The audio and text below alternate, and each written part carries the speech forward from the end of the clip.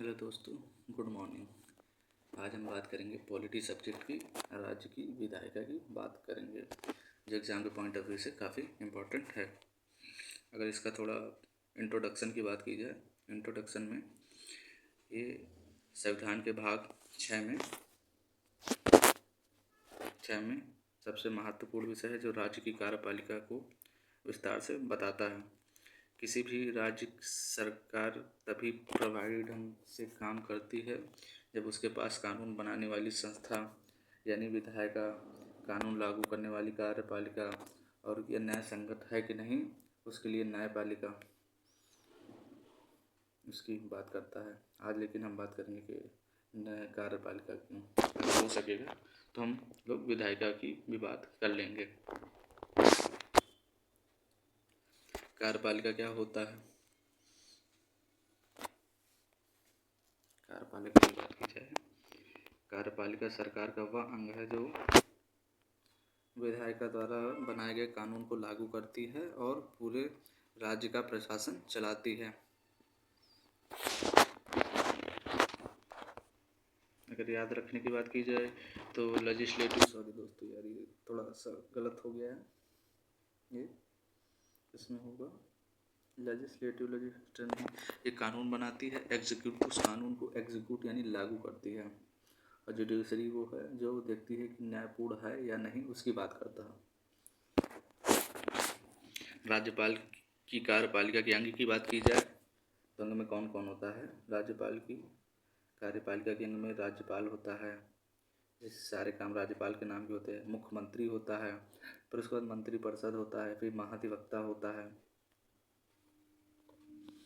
अगर राज्यपाल की हम थोड़ा सा अगर डिटेल में बात करना चाहें, राज्यपाल 153 आर्टिकल में इसकी बात की गई है।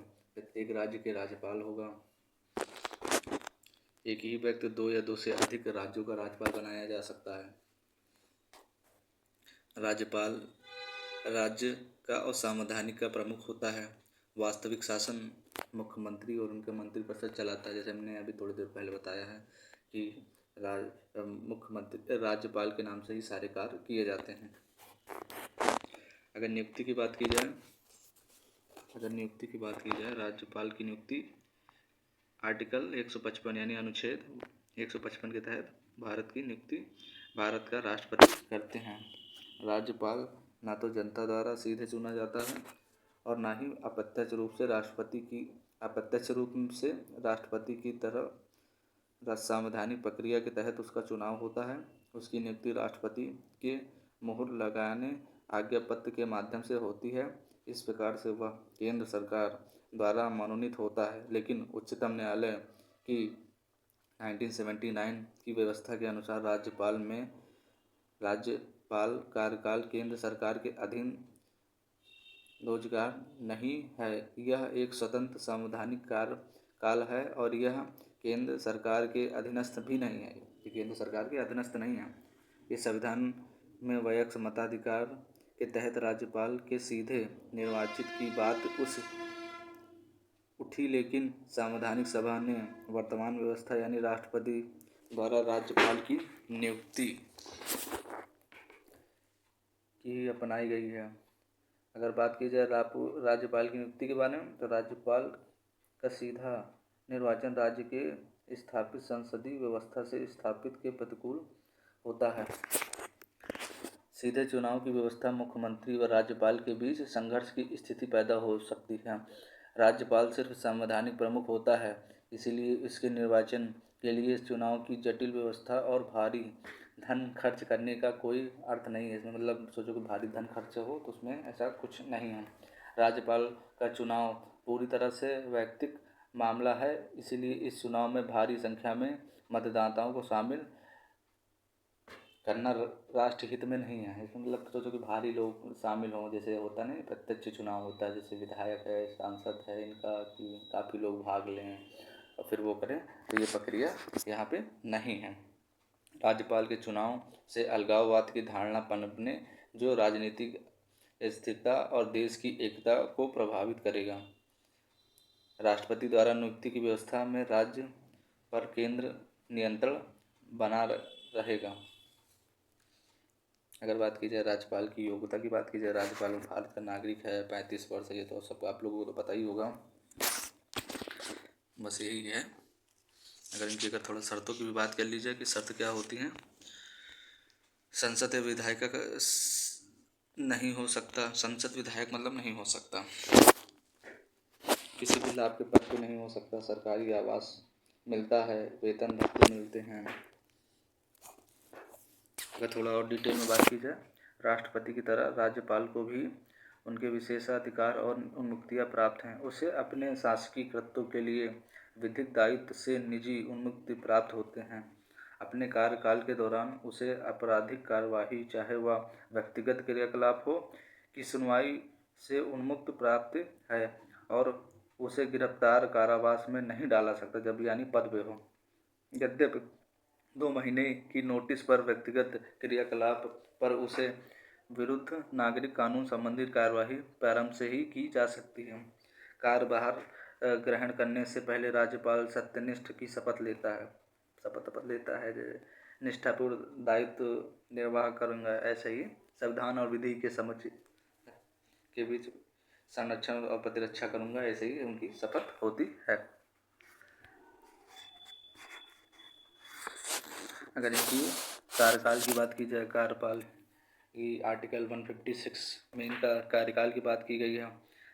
5 वर्ष होता है, लेकिन राष्ट्रपति के प्रसाद पर्यंत पद पर रहता, मतलब निश्चित नहीं है, राष्ट्रपति के प्रसाद पर्यंत भी है। इनकी पुनः भी नियुक्ति होती है। राज्यपाल के राष्ट्रपति के अनुरूप कार्यकाल, विधि, वित्तीय और न्यायिक शक्ति प्राप्त होती है। यद्यपि राज्यपाल को राष्ट्रपति के समान कूटनीतिक, सैन्य एवं आपातकालीन शक्तियों प्रदान नहीं होती है। मतलब राष्ट्रपति के समान होने से होती है कि सेना का प्रमुख ऐसा कुछ नहीं होता है, वो सिर्फ राष्ट्रपति के पास होता है, राज्यपाल के पास नहीं होता है। राज्यपाल की शक्ति और उसके कार्यकाल में हमें निम्नलिखित कुछ बातें हैं, जैसे कार्यकारी शक्तियाँ, विधायी शक्तियाँ, वित्तीय शक्तियाँ, न्यायिक शक्तियाँ इत्यादि शक्तियाँ होती हैं। अगर शपथ की बात की जाए, 159 राज्यपाल को शपथ राज्य का उच्चतम न्यायालय का मुख्य न्यायाधीश देता, मतलब हाई कोर्ट का जो मुख्य न्यायाधीश होता है वो इनको शपथ दिलाता है। मुख्य न्यायाधीश उपलब्ध ना हो तो वरिष्ठ, मतलब जैसे मुख्य न्यायाधीश नहीं है तो जो वरिष्ठ मुख्य न्यायाधीश होता है उसके माध्यम से शपथ दिलाई जा सकती है।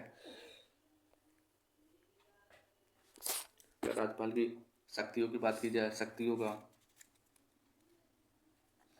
राज्यपाल की शक्तियाँ, कार्यपालिका की शक्तियाँ, उसमें मुख्यमंत्री की नियुक्ति और उनके सिफारिश पर अन्य मंत्रियों की नियुक्ति, महाधिवक्ता की नियुक्ति, राज्य के लोक सेवा आयोग अध्यक्ष के सदस्यों की नियुक्ति औपचारिक रूप से, राज्य के प्रशासन संचालन, ये हो गई थी आपकी कार्यपालिका शक्ति। अगर विधायी शक्ति की बात की जाए, विधायी शक्ति में विधानसभा का सत्र बुलाना ये हो जाता है, और ये सत्रावसान मतलब सत्र को समाप्त करना और विधानसभा को भंग करना, दोनों सदनों को संबोधित करना ये भी एक स्पेशल पावर हो जाती है। जब विधेयक पास हो जाता है दोनों तरफ से, या तो फिर यह एक तरफ से, तो राष्ट्रपति के हस्ताक्षर विधेयक राष्ट्रपति के विचार को आप जो विधेयक को है आरक्षित रख सकता है राष्ट्रपति के लिए। वित्तीय बजट की शक्तियां हैं उसके पास। वित्तीय बजट में है, बजट राज्यपाल की अनुमति से प्रस्तुत होता है। जो बजट राज्य सरकार का जो बजट होता है उसमें राज्यपाल की अनुमति होती है, फिर अनुमति के ही आधार पर बजट पेश किया जाता है। धन विधेयक राज्यपाल की पूर्व अनुशंसा के बिना प्रस्तुत नहीं किया जाता, ये भी है। अगर न्यायिक शक्ति की बात की जाए, न्यायिक शक्ति में बात की जाए, राज्य को कानून संबंधित कुछ मामलों में दंड को कम करना, स्थगित करने की क्षमादान की शक्ति प्राप्त है। अगर विवेकाधीन की शक्ति की बात की जाए, विवेकाधीन में स्पष्ट रूप से न होने पर मुख्यमंत्री की नियुक्ति, राष्ट्रपति शासन की रिपोर्ट भेजना, कुछ विधेयक को राष्ट्रपति के पास भेजना, ये स्पेशल पावर हो जाती है। अगर थोड़ा सामान्य विधेयक की बात की जाए, सामान्य नॉर्मल विधेयक वगैरह की बात की जाए, जैसे राष्ट्रपति और राज्यपाल की अगर तुलना भी अगर की जा सकती है, तो वह विधेयक को स्वीकृति दे सकता है, फिर विधेयक कोई अधिनियम बन जाता है। अगर यहीं राज्यपाल की बात की है, जो वह स्वीकृति प्रदान कर सकता है विधेयक को, बिना जाता है, फिर बन जाता है मतलब।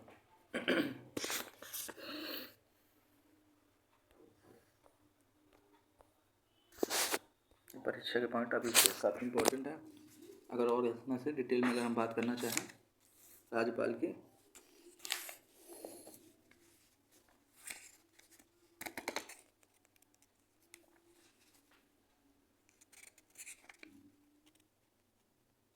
तो थोड़ा आर्टिकल की बात की जाए 150 में, तो आपका राज्य के राज्यपाल दिया है। 154 में राज्य की कार्यपालिका की शक्ति है कैसे, क्या है, उसकी बात की जाती है। 150 की बात की जाए तो 155 में राज्यपाल की नियुक्ति की बात करता है। अगर राज्य की कार्यपालिका की बात की जाए कौन से आर्टिकल में, 156 में बात की गई है। राज्यपाल की नियुक्ति होने की अर्हता की बात की जाए तो दिया गया है 157 में दिया गया है। 158 की बात की जाए तो उसमें 158 में राज्यपाल की कार्यकाल के लिए दशाएं की बात की गई है इत्यादि है। बाकी तो आप लोग डिटेल में और पढ़ ही सकते हैं। ये है क्विक रिवीजन, जो एग्ज़ाम के लिए जैसे आप लोग एग्ज़ाम देने जा रहे हैं तो आप लोगों को इसे देख लो तो आप लोगों का क्विक रिवीजन हो जाए। अब हम बात करेंगे मुख्यमंत्री की बात की जाए। मुख्यमंत्री मंत्रिपरिषद और महाधिवक्ता को इसी तरह से विस्तार से समझाने की कोशिश करूँगा। अगर पर्चे की बात की जाए तो राज्यपाल संवैधानिक प्रमुख है, तो मुख्यमंत्री राज्य सरकार का वास्तविक प्रमुख होता है। राज्य की पूरी सरकार मुख्यमंत्री के नेतृत्व पर कार्य करती है। सभी मंत्री मुख्यमंत्री के साथ मिलकर प्रशासन चलाते हैं। संविधान द्वारा सरकार की संसदीय व्यवस्था में राज्यपाल राज्य का संवैधानिक होता है, तो आप लोगों ने बात ही कर लिया है। अगर संवैधानिक प्रावधान की बात की जाए, आर्टिकल 63 में बात कही गई है, राज्यपाल की सहायता और उनकी सलाह के लिए मंत्रिपरिषद होगी, जिसका प्रमुख जो मुख्य होगा वो मुख्यमंत्री होगा। अनुच्छेद 164 की बात की जाए, मुख्यमंत्री की नियुक्ति राज्यपाल द्वारा होती है। अगर मुख्यमंत्री की अगर नियुक्ति की बात की जाए, मुख्यमंत्री की नियुक्ति राज्यपाल द्वारा की जाती है। सामान्यतः जिस राजनीतिक दल या गठबंधन को विधानसभा को बहुमत मिलता है, तो उसे बहुमत के जो दल का नेता होता है उसे मुख्यमंत्री बना दिया जाता है। यदि किसी दल को पूर्ण बहुमत न मिले तो राज्यपाल अपने विवेका से उसे सरकार बनाने का अवसर दे सकता है, लेकिन पूर्ण बहुमत ना होने पर राज्यपाल अपने व्यक्तिगत फैसले द्वारा मुख्यमंत्री की नियुक्ति तब कर सकता है जब कार्यकाल के दौरान उसकी मौत हो जाए और कोई उत्तराधिकार तय न हो। तो हालांकि मुख्यमंत्री की मृत्यु के पश्चात सत्तारूढ़ दल सामान्यतः नए नेता का चुनाव कर लेता है और राज्यपाल के पास उस मुख्यमंत्री नियुक्ति करने के अलावा और कोई विकल्प नहीं होता है। संविधान में ऐसा कोई अपेक्षा नहीं है कि मुख्यमंत्री नियुक्ति होने से पूर्व कोई व्यक्ति बहुमत सिद्ध करे।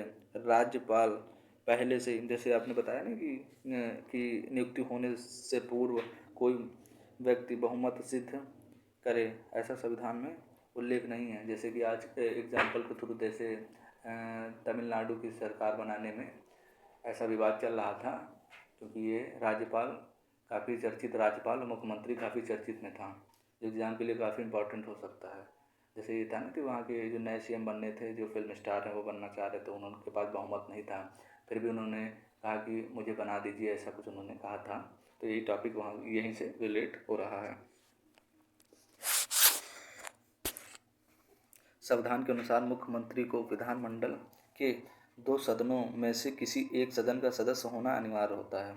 सामान्यतः मुख्यमंत्री निचले सदन यानी विधानसभा से चुना जाता है, लेकिन अनेक अवसरों पर उच्च सदन विधान परिषद के सदस्य भी बतौर मुख्यमंत्री नियुक्त किए जाते हैं। लेकिन विधान परिषद की बात कीजिए, विधान परिषद जो है ये भारत के जितने राज्य हैं उसमें विधान परिषद नहीं, कुछ ही राज्यों में विधान परिषद का गठन है। बाकी कुछ में, मतलब बाकियों में नहीं, अधिकतर में नहीं है, लेकिन कुछ में है। इसकी भी मैं बात करूँगा आगे, जो आपके एग्ज़ाम के लिए काफ़ी इम्पोर्टेंट होगा।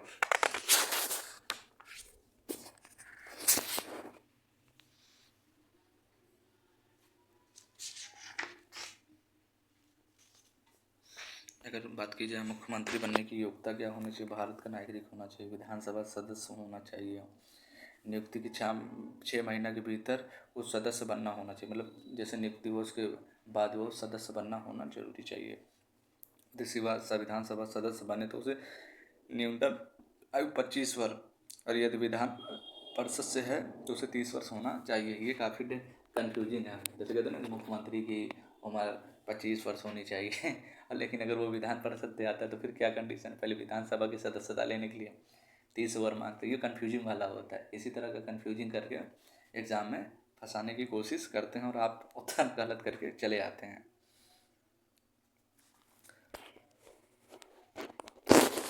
अगर मुख्यमंत्री के कार्यकाल की बात की जाए तो संविधान में मुख्यमंत्री का कार्यकाल निश्चित कार्यकाल नहीं दिया गया है। जब तक मुख्यमंत्री को विधानसभा का विश्वास प्राप्त है तब तक वह पद पर बना रहता है। मैं भारत के अगर बात की जाए, कार्यकाल ग्रहण करने के पूर्व राज्यपाल उसे पद में गोपनीयता की शपथ दिलाता है। अपने शपथ में मुख्यमंत्री कहता है कि मैं भारत के संविधान के प्रति सच्ची श्रद्धा और निष्ठा रखूँगा और भारत में संप्रभुता और एकता बनाए रखूँगा। बाकी आप लोग सब लोग जानते ही हैं कि कैसा क्या आज का माहौल चलता है। अपनी शपथ में मुख्यमंत्री वचन देता है कि जो विषय राज्य के मंत्री के रूप में मेरे विचार में लाया जाएगा अथवा मुझे ज्ञात होगा, उसे किसी व्यक्ति या व्यक्तियों को तब तक दिवाए जब तक उस मंत्री के रूप में अपने कर्तव्यों को समय में निर्वाह के लिए ऐसा करना अपेक्षित हो, मैं प्रत्यक्ष व अप्रत्यक्ष रूप से सूची प्रकट नहीं करूँगा। मुख्यमंत्री के वेतन और भत्ते की बात की जाए, वो निर्धारण राज्य विधानमंडल द्वारा किया जाता है। राज्यपाल का विधानमंडल के प्रत्येक सदन को मिलने वाले वेतन भत्ते सहित उसे राज्य विषय के भत्ते, निःशुल्क आवास, यात्रा भत्ता, चिकित्सा आदि सुविधाएं मिलती हैं जो काफ़ी यूजफुल होती हैं। अगर उनकी शक्तियों की बात की जाए, मुख्यमंत्री की शक्तियों की बात की जाए,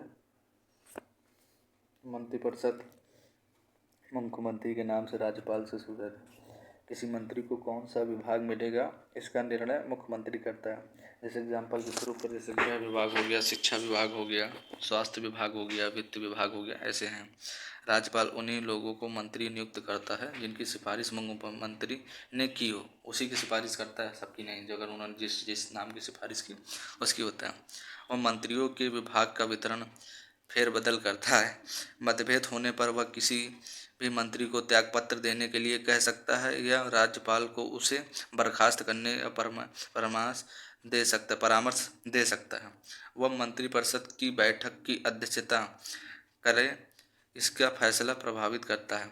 वह सभी मंत्रियों की क्रियाकलापों का सहयोग, नियंत्रण, निर्देश और मार्गदर्शन देता है। मुख्यमंत्री की बात की जा रही है। अपने कार्य से त्याग पत्र देकर वह पूरी मंत्रिपरिषद को समाप्त कर सके। अगर वो मुख्यमंत्री की बात की, अगर वो त्याग पत्र देता है तो बाकी जो मंत्रिपरिषद है वो पूर्णतः भंग हो जाती है। मुख्यमंत्री मुख्य परिषद का मुखिया होता है, मेन होता है। इसके इस्तीफा या मौत के कारण मंत्रिपरिषद विघटित हो जाती है।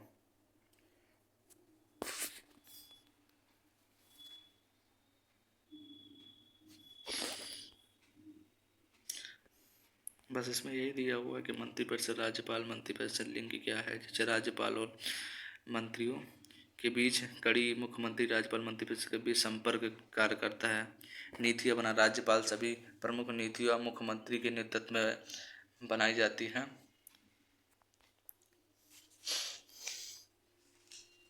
अगर मंत्रिपरिषद की बात की जाए, मुख्यमंत्री अकेले ही राज्यपाल का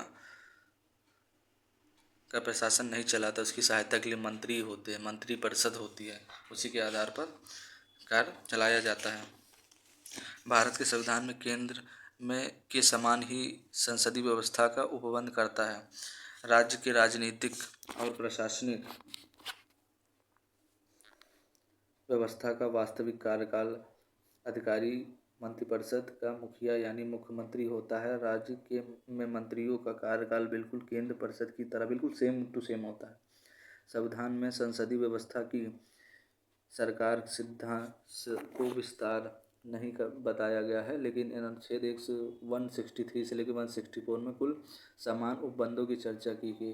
अनुच्छेद 163 में मंत्रिपरिषद की स्थिति के बारे में बताया गया, जबकि अनुच्छेद 164 में मंत्रियों के बीच भत्ते, शपथ और योग्यता, उत्तरदायित्व, कार्यकाल की नियुक्ति के बारे में बताया गया है। अगर मंत्रियों के प्रकार की बात की जाए, मंत्री एक कैबिनेट मंत्री होता है, एक राज्य मंत्री होता है, एक उप मंत्री होता है। इस तरह की तीनों मंत्रियों की बातें की गई है।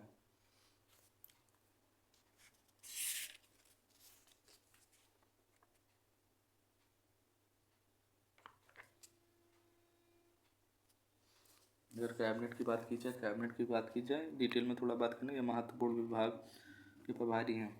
मंत्री का एक छोटा सा मुख्य भाग कैबिनेट या मंत्रिमंडल कहलाता है। इसका केवल कैबिनेट मंत्री शामिल होते हैं। राज्य सरकार में वास्तविक कार्यकारिणी का केंद्र होता है। इसका निम्नलिखित भूमिका है। वह राज्य की राजनीतिक प्रशासनिक व्यवस्था को सर्वोच्चतम नीति निर्धारक कार्यकारिणी है। राज्य सरकार की प्रमुख नीति निर्धारण के अंग है। वह राज्य सरकार की मुख्य कार्यकारी अधिकारी की तरह है। यह राज्य सरकार की प्रशासनिक व्यवस्था में मुख्य समन्वय होता है। यह राज्य की सलाहकार होती है। राज्यपाल की सलाहकार होती है, सलाह के लिए भी होती है। इस मुख्य आपात उपबंध इस तरह आपात स्थिति में संभालती है। यह सभी प्रमुख वैधानिक और वित्तीय मामले को देखता है। संविधान वैधानिक हो गया, विधि बनाना जैसे, और वित्तीय मामले को देखता है। यह उच्च नियुक्तियां करता है, जैसे संवैधानिक प्राधिकारी और वरिष्ठ प्रशासनिक सचिव। इनकी समितियां भी होती हैं।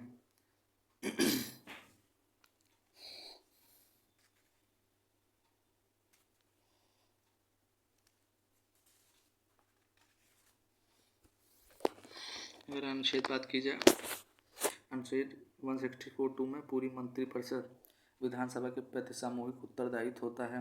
यदि विधानसभा में अविश्वास प्रस्ताव पारित हो जाता तो पूरी मंत्रिपरिषद को इस्तीफा देना पड़ता है। प्रत्येक मंत्री अपने विभाग के प्रति उत्तरदायित्व होता है। मंत्रिपरिषद की अगर बात की जाए, कार्य की मंत्रिपरिषद का जो कार्य होता है, राज्य प्रशासन चलाना हो गया है। राज्य का प्रशासन चलाना कैसे होता है इसकी बात करता है। राज्य की नीतियाँ बनाना, बजट तैयार करना, कानून को लागू करना, विकास योजना लागू करना, विकास योजना, जनता की समस्या का समाधान करना। बस दोस्तों, आज के लिए इतना ही। बाकी नेक्स्ट वीडियो में